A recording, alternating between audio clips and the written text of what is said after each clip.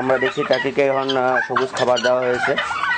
সবুজ খাবারটা হলো মালঞ্চা শাক, এটা ফ্রেশ একদম তুলে এনে তারপর কেটে দেওয়া হয়েছে। ফ্রেশ খাবারটাই ভালো। তো দেখুন কিভাবে খাচ্ছে এরা। আমি সবসময় সব ভিডিওতে সব লেখায় এটাই লিখে থাকি যে টার্কি পালনের সবচেয়ে মজার এবং সহজ হলো এরা ঘাস খায় তৃণভোজী।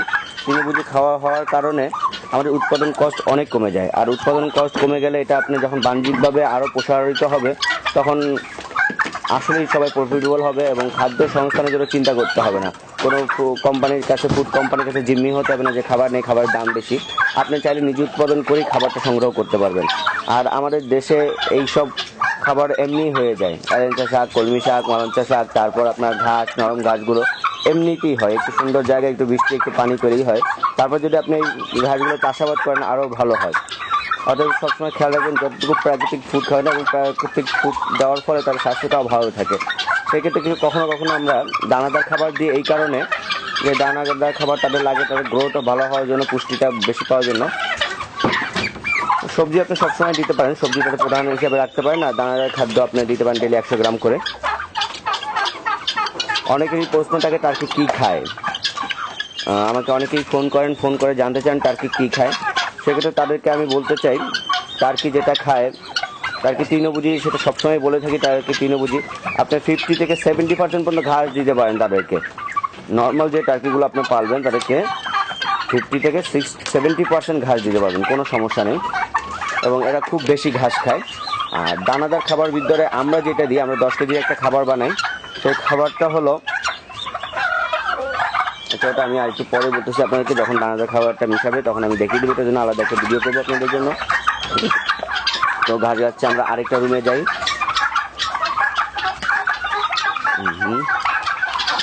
দেখুন মোরগগুলো খুব উৎসাহ করেছে। এই যে আমাদের নুরুল আমিন ঘাস কেটে নিয়ে আসছে, এই যে ঘাস দিচ্ছে। খুব মজা করে ঘাস খাবে সবাই।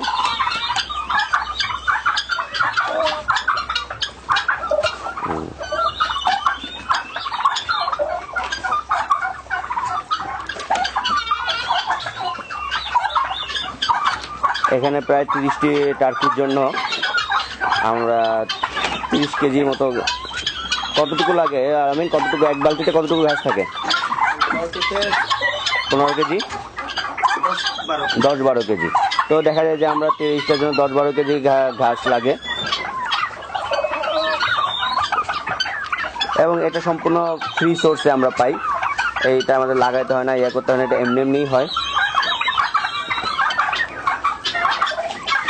এই যে দেখুন কেমনি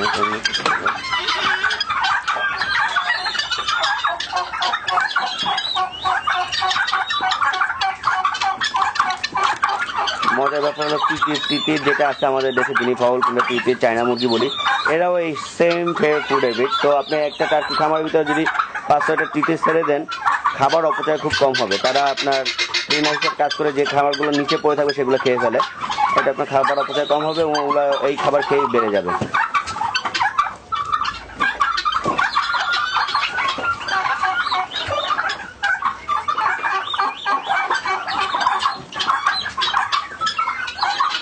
টার্কি খামার করতে গেলে যে জিনিসটা সবসময় খেয়াল রাখতে হবে, বাতাস পাস হওয়ার একটা ব্যবস্থা রাখতে হবে সুন্দরভাবে, যাতে বাতাস এই পাশ দিয়ে সে পাশ দিয়ে বেরিয়ে যেতে পারে। ভেন্টিলেশন ব্যবস্থাটা ঠিক রাখতে হবে।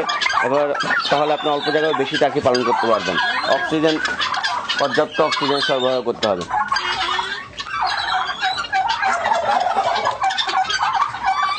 আর প্রতিটা টার্কি রুমে এরকম একটা বাঁশ বেঁধে দিবেন, কারণ তারা যেহেতু ওয়াইল্ড ছিল, তারা এটার উপরে বসে রেস্ট নিতে পছন্দ করে। তখন দেখবেন যে অল্প জায়গার বেশিরভাগ কিছু উপরে বসে থাকবে, কিছু নিচে থাকবে, এটা ভালো হয়।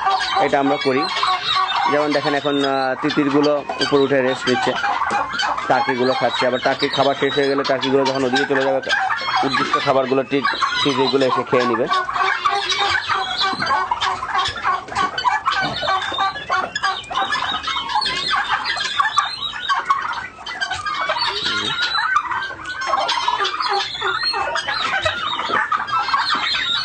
আমরা আরেকটা রুমে যাই। এটা একটু খোলো তো, রুমটা খোলো, দরজাটা।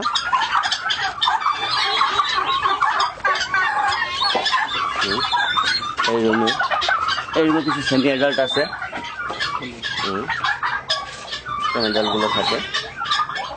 এখানেও এদেরও ঘাস আছে।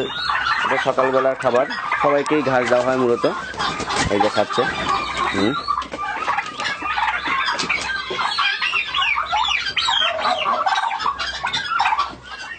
ঘাসটা কেটে দিতে হবে, কেটে দিলে যে সুবিধা হয় নষ্ট কম হয়, খুব দ্রুত মুখের ভিতরে পুড়ে নিতে পারে। আর যদি বড় বড় দেন দেখেন শীতে যাবিয়ে যাবে, আপনার অনেক কষ্ট হয়ে যাবে, অনেক খাবার অপচয় হয়। জি, এখানে তারা খাচ্ছে ঘাস। ঘাস বলতে এটা হলো মালঞ্চা শাক, যেটা আমরা চিনি সেইটা। এটা অনেক পুষ্টিগুণ সমৃদ্ধ খাবার।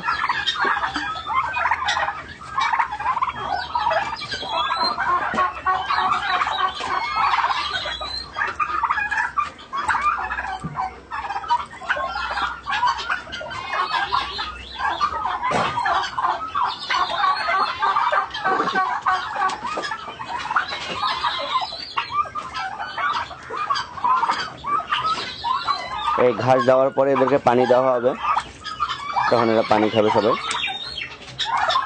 পানি যেটা করবেন, পানি দেওয়ার ক্ষেত্রে একদম পরিষ্কার বিশুদ্ধ পানি দেওয়ার চেষ্টা করবেন, কারণ পানি দ্বারা অনেক রোগ ছড়াতে পারে। এই জিনিসটা সবসময় খেয়াল রাখবেন, পরিষ্কার বিশুদ্ধ পানি। আমরা যে পানিটা খাবার হিসাবে ব্যবহার করি সেই পানিটাই তাদেরকে দিবেন, কারণ পানিবাহিত রোগ যেন তাদেরকে আক্রমণ না করে। কারণ পানির কারণে কলেরা, পাতলা পায়খানা কিন্তু অনেক ধরনের রোগ হতে পারে। অতএব এখানে সাবধানতা অবলম্বন করা দরকার সবাইকে, যে বিশুদ্ধ এবং পরিষ্কার পানি সবসময় তাদেরকে সরবরাহ করুন, কখনো ময়লা পানি দিবেন না।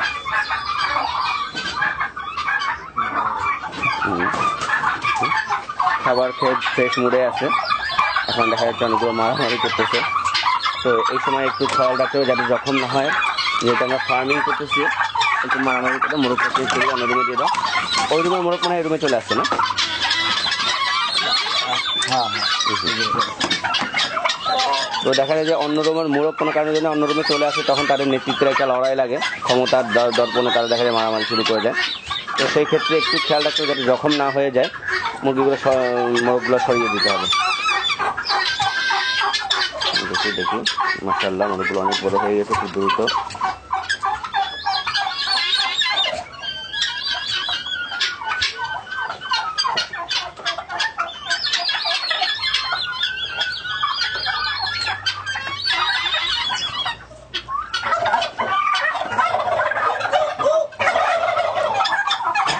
সবাই একসঙ্গে ডাকে,